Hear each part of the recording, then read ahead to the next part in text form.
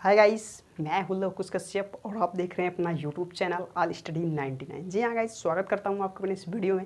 Guys, आज की जो वीडियो होने वाली है वो फिजिक्स के बारे में। जी हाँ, फिजिक्स के बारे में हम पढ़ेंगे, क्योंकि इसकी जो पिछले की वीडियो थी वो उसके बारे में वहाँ पे हम साइंस के बारे में स्टडी किए थे। तो आज का जो सेशन होने वाला है फिजिक्स पे बेस्ड है। जी हाँ गाइस, तो फिजिक्स के बारे में यहाँ पर सारा सब कुछ जानेंगे। ओके, तो सबसे पहले हम स्टार्ट करते हैं यहाँ से आर्यभट्ट जी से। जी हाँ, आर्यभट्ट जी के बारे में बात करें तो इनका जो है जन्म जो है 476 BC में हुआ था।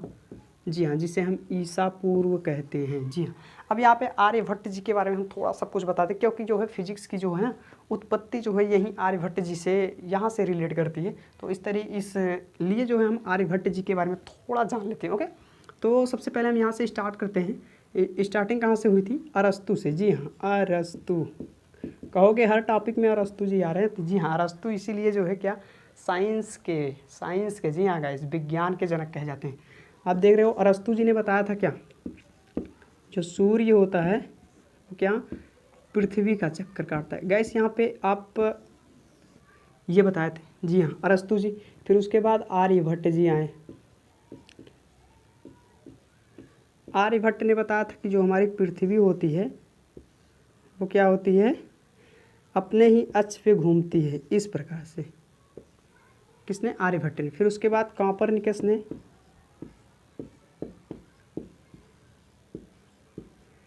फिर कॉपरनिकस जी आए, उन्होंने बताया था जो होती है हमारी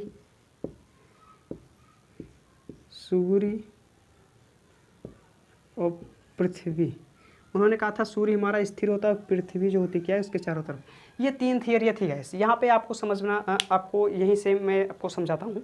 तो सबसे पहले जो है यहाँ से जो है फिजिक्स की उत्पत्ति कहाँ से मानी जाती है, यहाँ से अरस्तु के यहाँ से लोग मानते, लेकिन क्योंकि इन्होंने जो है इनकी थियरी जो है गलत सिद्ध हो गई थी, इसलिए जो है यहाँ से नहीं मानते। आर्यभट्ट जी की थियरी जहाँ से सही साबित हुई वहीं से जो है फिजिक्स की उत्पत्ति मानते। अब यहाँ पे देखिए आप कैसे। अरस्तु जी, देखिए अरस्तु जी का जन्म जो है 364 ईसा पूर्व हुआ था। जी हाँ गाइस, ये अरस्तु जी आर्यभट्ट जी से बहुत पहले।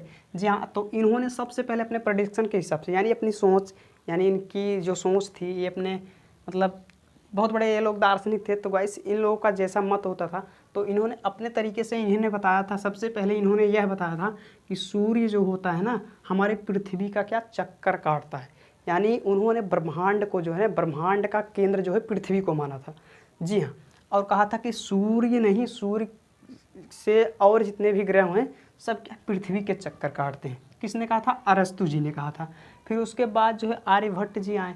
यहाँ पे आर्यभट्ट जी आए, उन्होंने बताया ना कि जो होती हमारी पृथ्वी जो होती है अपने ही अक्ष पे घूमती है, और अपने अक्ष पे घूमती भी रहती है, और साथ में क्या सूर्य का भी चक्कर लगाती है।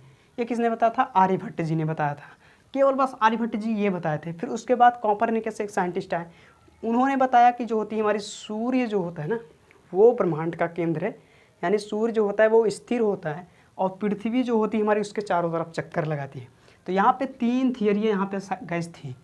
तो इस थियरियों में से जो थियरी सिद्ध होती है, सही साबित जहाँ से होती है, वहीं से जो होती है हम फिजिक्स की उत्पत्ति को मानते हैं। जी हाँ, तो यहाँ से हम बात करें कौन सी यहाँ पे थियरी सिद्ध हुई, तो वो एक नए साइंटिस्ट आए जिनका नाम आप सुने हो, गैलीलियो गैलीली। जी हाँ, जिन्हें हम कहते हैं गैलीलियो।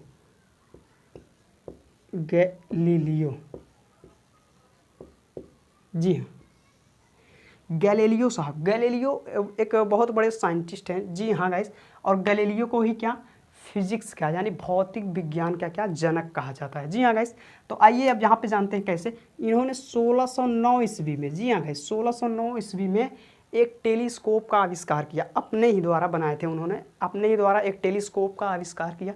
और इन्होंने जो है इन 3 थियरियों का अध्ययन किया, और इन 3 थियरियों को अध्ययन करने के बाद जो है ये थियरी भी सही साबित हुई और ये थियरी सही साबित हुई, लेकिन ये अरस्तु की थियरी यहाँ पे गलत हो गई। जी हाँ, तो अब सिंपल वे में आप समझ सकते हैं। यहाँ पे अरस्तु जो कहे थे ना कि सूर्य जो होता है पृथ्वी का चक्कर काटता है, तो ये यहाँ पे गलत साबित हुआ। और आर्यभट्ट जी ने कहा था कि जो पृथ्वी होती है हमारे अक्ष पे घूमती है। जी हाँ भैया, ये तो सही हुआ आर्यभट्ट जी का। फिर कॉपरनिकस जो थे, इनकी थियरी को भी से सिद्ध साबित हुआ कि पृथ्वी जो होती है हमारे सूर्य का चक्कर काटती है। तो इस तरीके से ना आर्यभट्ट जी से क्या हम फिजिक्स की उत्पत्ति मानते हैं, यानी आर्यभट्ट जी से। वैसे अरस्तु जी इसकी चर्चा में थे, लेकिन इनकी थ्योरी जो है सही साबित नहीं होती। आर्यभट्ट जिसे हम मानते हैं, तो इन सबको जो है प्रूव करने के लिए हमारे गैलीलियो साहब ने जो योगदान दिया, इनके लिए जो है एक्चुअली ये लोग अपने प्रिडिक्शन के हिसाब से दिए थे, लेकिन गैलीलियो साहब जो थे ना वो पूरा प्रूव किए थे अपने टेलीस्कोप की मदद से। उन्होंने देख करके गाइस पूरा जो है निचोड़ उन्होंने निकाल करके बताया था कि जी नहीं, ये लोग जो है अपने प्रिडिक्शन के हिसाब दे दिए हैं अपना मत, अगर हम भी वैसे दे देंगे तो कोई मतलब नहीं रह जाएगा। तो इसलिए उन्होंने जो है अपने ही द्वारा टेलीस्कोप का आविष्कार किया और उन्होंने अध्ययन किया सारे ग्रहों का, और लास्ट में उन्होंने बताया कि जो होती पृथ्वी होती अपने अक्ष पे घूमती है और सूर्य का चक्कर भी काटती है। तो इस तरीके से क्या होती है, भौतिक विज्ञान की उत्पत्ति होती है। अब आपको पता चल गया होगा गाइस, से हटा दे रहे हैं गाइस कौन थे, आप देख सकते हैं सबसे पहले कहाँ से फिजिक्स। अब बात करेंगे बारे में हम यहाँ पे बात करें थोड़ी और, ओके। अब बात करें हम फिजिक्स शब्द को भी हटा दे रहे हैं, ओके। तो यहाँ पे हम इसे फिजिक्स शब्द जो सबको पता होगा, ये जो फिजिक्स है, फिजिक्स ये कहाँ से बना, ये जो है क्या लैटिन भाषा, लैटिन भाषा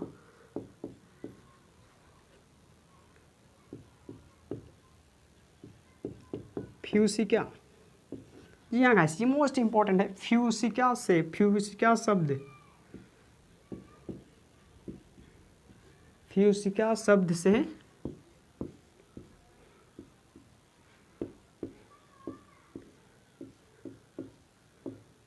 लिया गया है।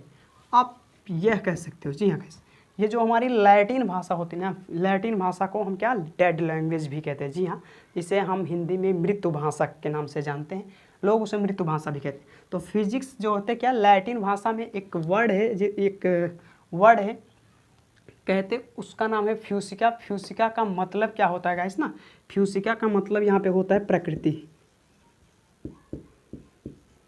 फ्यूसिका का मतलब क्या होता है, प्रकृति, जी हाँ। अब सिंपल वे में यहाँ पे समझेंगे गाइस, लैटिन भाषा, देखो फिजिक्स की उत्पत्ति कहाँ से होती, फ्यूसिका शब्द से हुई थी, और ये कौन सी भाषा थी, लैटिन भाषा थी। इसका मतलब क्या होता है, प्रकृति, जी हाँ गाइस आपको इतना समझ में आ गया। और कहीं कहीं पे लोग फ्यूसिस भी यूज करते हैं, फ्यूसिस, क्योंकि इसका मतलब भी प्राकृतिक होता है, तो कहीं कहीं पे फ्यूसिस भी आ जाता है गाइस। इससे आपको घबराने की बात नहीं, अगर फ्यूसिस कहीं पे दिया है और ये शब्द नहीं दिया है तो आप फ्यूसिस ही सही लगाएंगे, ओके। और अगर ये नहीं है, ये है, तो आप फ्यूसिका लगाएंगे, ओके। तो यहाँ पे आपको ज़्यादा घबराने की जरूरत नहीं, क्योंकि फ्यूसिस का मतलब ही प्रकृति होता है और फ्यूसिका का मतलब ही प्राकृतिक होता है, जी हाँ गाइस। तो अब यहाँ पे इसकी हम परिभाषा की बात, इसकी डेफिनेशंस की बात करें, तो यहाँ से इसकी डेफिनेशंस कुछ इस प्रकार से बनती है, ओके। तो हम यहाँ से आपको डेफिनेशंस बताते हैं। देखिए, भौतिक विज्ञान, भौतिक विज्ञान विज्ञान की वह शाखा है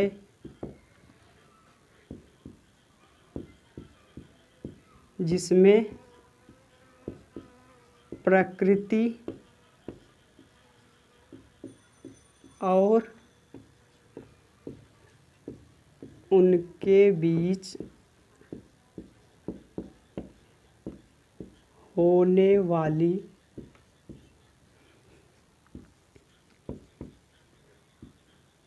अन्योन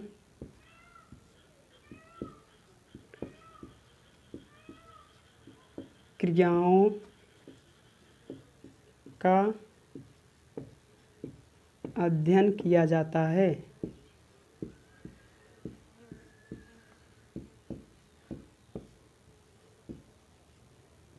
जी हाँ, तो यहाँ पे अगर इसकी डिफिनेशंस की बात की गाइस, तो यहाँ पे आप एक परिभाषा आप देखेंगे, यहाँ पे हमने लिखा है भौतिक विज्ञान विज्ञान की वह शाखा है, जी हाँ गाइस, विज्ञान की वह शाखा है जिसमें प्रकृति, जी हाँ गाइस यहाँ पे इंपॉर्टेंट है, प्रकृति और उनके बीच होने वाली अननोन क्रियाओं का अध्ययन किया जाता है। जी हाँ गाइस, यहाँ से इसकी डिफिनेशन जो है भौतिक विज्ञान हम उसे कहते हैं, जी हाँ, किसे कहते हैं? विज्ञान की वह शाखा जिसमें प्रकृति और उनके बीच होने वाली अननोन क्रियाओं का जो है अध्ययन किया जाता है, उसे हम क्या कहते हैं?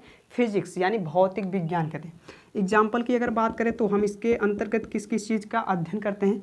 तो गति का अध्ययन करते हैं। जी हाँ, गति क्यों हो रही, किस प्रकार से हो रही, तो इसके बारे में जो है हमें जानकारी अगर नहीं है तो हम उसके बारे में अगर अध्ययन करें तो गाइस वो फिजिक्स के अंतर्गत आता है।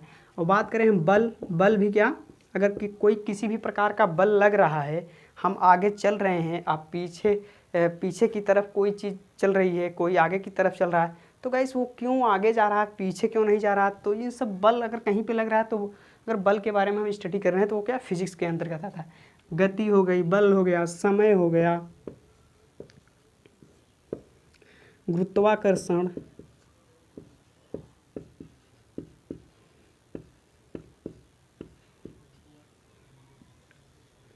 ऊर्जा आदि। यानी आप देख सकते हैं उदाहरण में गति, बल, समय, गुरुत्वाकर्षण, ऊर्जा, अगर इन सब चीज़ों के बारे में हम जो है अध्ययन कर रहे हैं तो समझो क्या फिजिक्स के अंतर्गत आता है। यानी इन सब चीज़ों की अगर गति हो रही, किस प्रकार से गति हो रही, उसके बारे में अगर हम स्टडी करें, अगर हमारे पास ज्ञान उसके बीच जो है, जैसे गाइस आप समझो, मान लीजिए गति, हवा चल रही, क्यों चल रही है, तो उसके बारे में अगर हम स्टडी कर रहे हैं ना तो क्या फिजिक्स के अंतर्गत आता है। बल, किसी भी प्रकार का फोर्स लग रहा है, क्यों लग रहा है, किस लिए लग रहा है, तो उसको अगर अध्ययन कर रहे हैं, बल वो मतलब फिजिक्स के अंतर्गत आता है।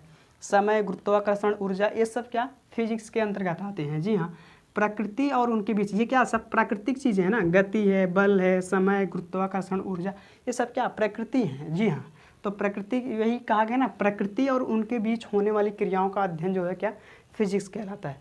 जी हाँ गाइस, और बात करें हम फिजिक्स के पिता जो है किसे कहा जाता है, अभी हम बताए थे आपको, फिजिक्स के पिता जो है कौन है? न्यूटन को कहा जाता है। जी हाँ गाइस, किन्हें? न्यूटन, आइजैक न्यूटन को क्या पिता कहा जाता है, किनका? फिजिक्स का।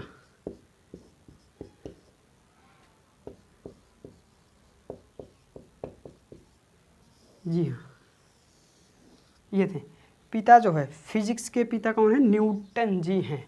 और जो है मॉडर्न फिजिक्स की अगर बात की जाए तो न्यूटन जी हैं, आइंस्टीन, अल्बर्ट आइंस्टाइन और गैलीलियो।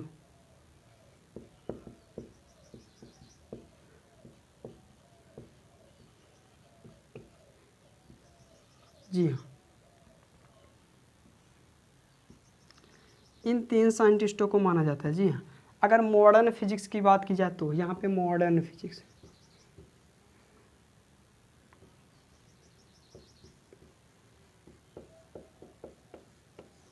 ये मॉडर्न फिजिक्स की अगर बात की जाए तो उनके पिता कौन कौन है? न्यूटन है, अल्बर्ट आइंस्टाइन है और गैलीलियो जी हैं। जी हाँ, और अगर बात करें हम केवल वैसे ही फिजिक्स के पिता जो है किसे कहा जाता है, तो क्या न्यूटन जी को कहा जाता है। जी हाँ गाइस, तो यह क्लास आपको कैसी लगी? गाइस ये क्लास आपको अच्छी लगी तो प्लीज़ इस क्लास को लाइक करिए, इस वीडियो को लाइक करिए और चैनल को सब्सक्राइब कर लें।